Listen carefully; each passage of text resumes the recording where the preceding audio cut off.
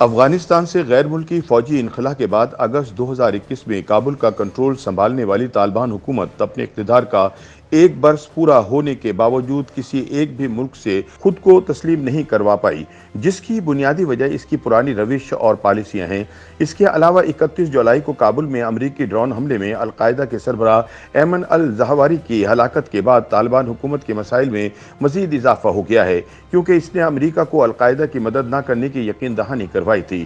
القاعدہ کے سربراہ کی کابل میں موجودگی اور ہلاکت کے بعد طالبان حکومت کے دفاع میں بولنے والے ممالک چین، روس، پاکستان، ازبکستان اور قطر سمیت کئی دیگر ممالک بھی اب دفاعی پوزیشن میں آ گئے ہیں۔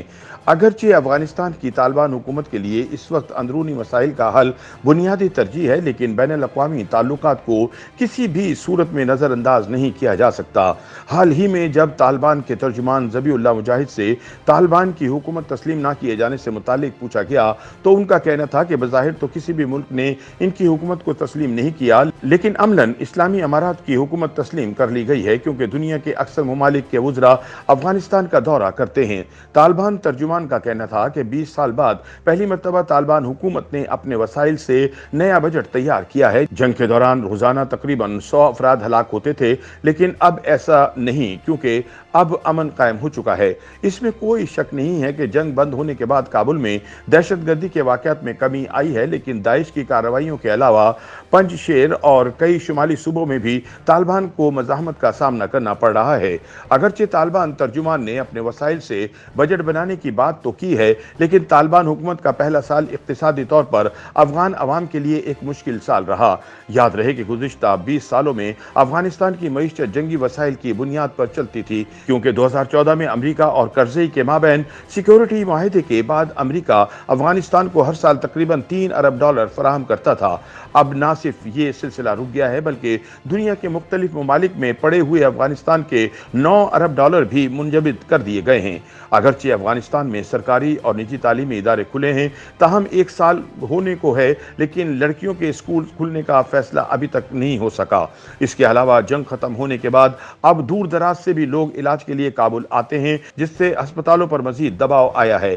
ہسپتالوں کے کئی شعبوں میں پرانی مشینوں اور جنریٹر کو تبدیل کرنے کے لیے وسائل نہیں ہیں۔ جنگ پر اربوں ڈالر خرچ کرنے والوں کے لیے ایک چیلنج ہے کہ وہ افغان عوام کو کس طرح جنگ کی تباہ کاریوں سے بچاتے ہیں۔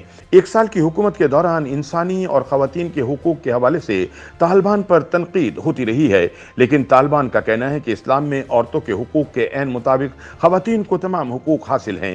ویسے تو دنیا کے ساتھ تعلقات طالبان حکومت کے لیے عام ہیں اور دونوں باقاعدہ مذاکرات بھی کر رہے ہیں، لیکن 31 جولائی کو کابل میں امریکی ڈرون حملے میں القاعدہ کے سربراہ ایمن الزہواری کی ہلاکت کے بعد افغانستان میں طالبان کی حکومت کے لیے ایک مشکل صورتحال پیدا ہو چکی ہے۔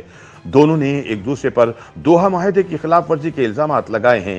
یہ ڈرون حملہ ایسے وقت ہوا جب طالبان کے وزراء اپنی حکومت کی 1 سال کی کارکردگی سے متعلق روزانہ پریس کانفرنس کرتے رہے ہیں۔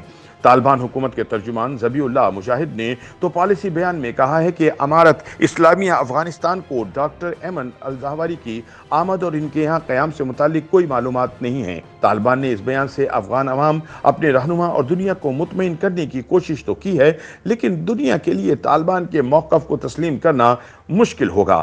البتہ اب دیکھنا یہ ہے کہ طالبان حکومت نے تحقیقات کا جو وعدہ کیا ہے وہ کب مکمل ہوگا اور کیا ان تحقیقات کے نتائج کا اعلان کیا جاتا ہے یا نہیں۔ امریکی ڈرون حملے سے چند دن پہلے طالبان حکومت کے وزیر خارجہ امیر خان متقی ازبکستان کے دارالحکومت تاشقند میں ایک بین الاقوامی کانفرنس سے واپسی پر کانفرنس کے نتائج پر بہت خوش تھے، لیکن ڈرون حملے نے حالات کو مکمل تبدیل کر دیا ہے۔ اب دیکھنا ہے کہ طالبان ان مشکل حالات سے کیسے نکلتے ہیں۔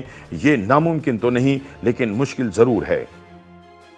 YouTube پر گوگلی نیوز دیکھنے کے لیے youtube.com کی سرچ بار میں googly news T V type کریں۔ گوگلی نیوز کے پیج پر سرخ رنگ کے سبسکرپشن والے بٹن پر کلک کرنا نہ بھولیے۔ YouTube پیج پر اپلوڈ ہونے والی ویڈیوز سے باخبر رہنے کے لیے بیل آئیکن پر کلک کیجیے۔ آپ کو ہر نئی ویڈیو کے بارے میں نوٹیفیکیشن موصول ہو جائے گا۔